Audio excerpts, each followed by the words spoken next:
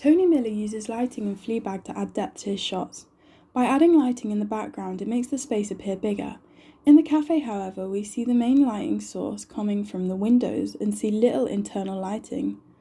This makes the cafe appear dark and small, representative of how Fleabag feels now that Boo is no longer there anymore and the dark struggles the cafe now faces. The light coming from the outside of the cafe could signify that her happiness no longer comes from there, but lies outside of the cafe, and how she needs to move on in her grief, or it will consume her like the darkness consumes the cafe. We see the lighting in the sister's house and on the sister to be diffused and soft.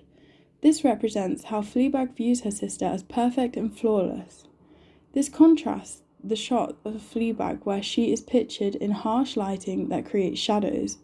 In many shots, it appears Fleabag's face is only half lit and the other in darkness, such as whenever she is in her flat.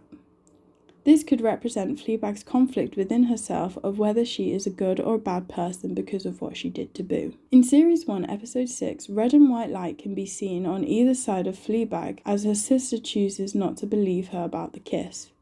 This is symbolic of a devil and an angel on her shoulder, further questioning if she is a good or bad person.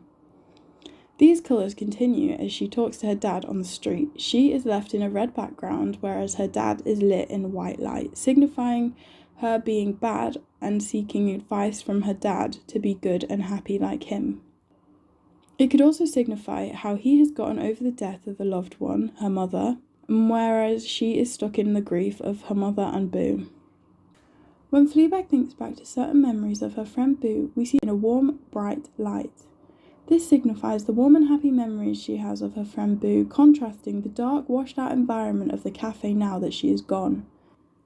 His lighting is different in comparison to some of his other shows such as Carnival Row and The Irregulars, where we see more muted tones and tungsten lighting, as this is more appropriate for the time period it is set.